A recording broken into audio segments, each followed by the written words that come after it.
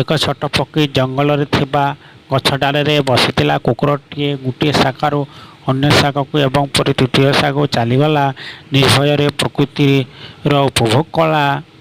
ହଠାତ୍ ଜଙ୍ଗଲରେ ଏକ ଝଡ଼ବାତ୍ୟା ମାଡ଼ି ଆସିଲା ଏବଂ ପବନ ବହୁତ ଜୋରରେ ପ୍ରବାହିତ ହେବାକୁ ଲାଗୁଥିଲା ଯେ ସମସ୍ତ ଗଛ ଭାଙ୍ଗି ପଡ଼ିବ। କିନ୍ତୁ ସେହି ଛୋଟ ପକ୍ଷୀଟି ଭଜ ନଥିଲା।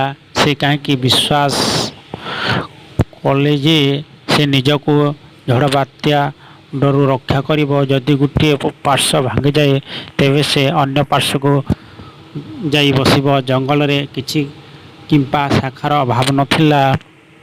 ସେ ତାଙ୍କ ଶକ୍ତି ଜାଣନ୍ତି। ଉଡ଼ିବାର ଡାନା ଅଛି ଏବଂ ଏହି ଡାନାରେ ହେଉଛି ତାଙ୍କର ଶକ୍ତି ଏବଂ ଏହା ହେଉଛି ତାଙ୍କର ବିଶ୍ୱାସ। ତେଣୁ ବନ୍ଧୁଗଣ, ଆମେ ଏହି କାହାଣୀ ଶିଖୁ, ଯଦି ଅସୁବିଧା ଆସେ ତେବେ ଏହି ଛୋଟ ପକ୍ଷୀ ପରି ନିର୍ଭୟରେ ସାମନା କରନ୍ତୁ।